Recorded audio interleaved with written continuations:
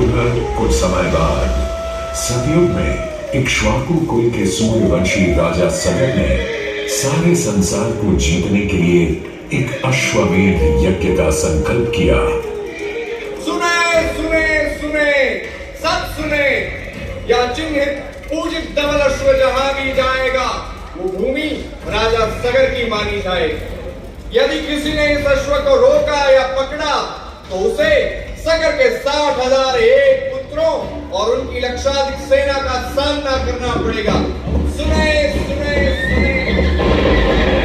भूलोक में सगर का अश्व अजेय अपराजेय बढ़ता जा रहा था और स्वर्ण लोक में बढ़ती जा रही थी देवेंद्र इंद्र की तुलना। डरकर वो अश्व को रोकने की युक्ति लगाने लगे। इंद्र ने राजा सगर के उस घोड़े को चुरा लिया और छल से महर्षि कपिल के आश्रम में बांध दिया। घोड़े को खोजते हुए राजा सगर के 60,000 पुत्र महर्षि कपिल के आश्रम में पहुंचे। वहां घोड़े को बंधा हुआ देख क्रोधित पुत्रों ने कपिल मुनि को घोड़ा चोर समझा और उन्हें अपशब्द कहने लगे। वाचाल कुमारों, यदि कपिल ऋषि ने खोली आंख तो तपस की युगाग्नि से जलकर तुम सब हो जाओगे राख।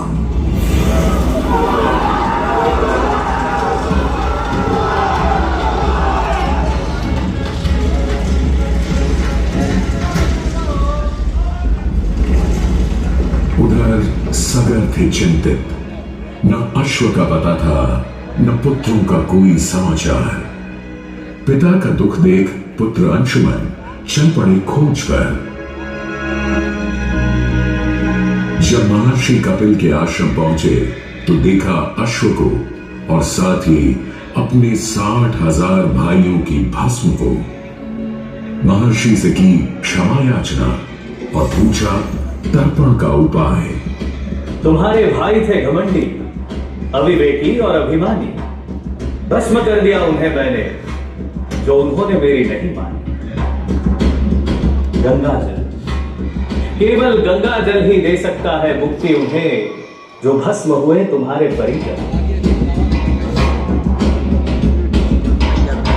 अंशुमन को अपने भाइयों के तर्पण के लिए गंगा को लाने का बहुत मन था, किंतु किसी को राजधर्म भी तो निभाना था और राज भी चलाना था।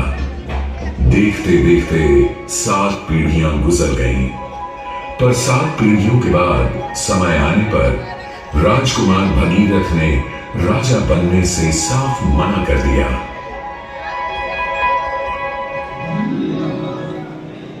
क्षमा कीजिए, क्या ही आवश्यक है कि राजा का बेटा ही राजा बने?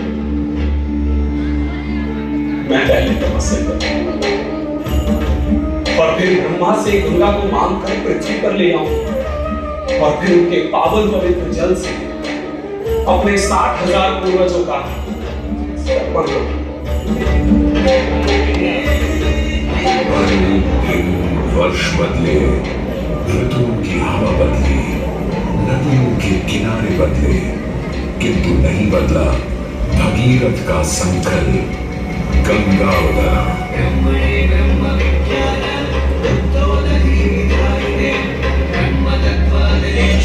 पुत्र भगीरथ, हम तुम्हारे तप से प्रसन्न हैं।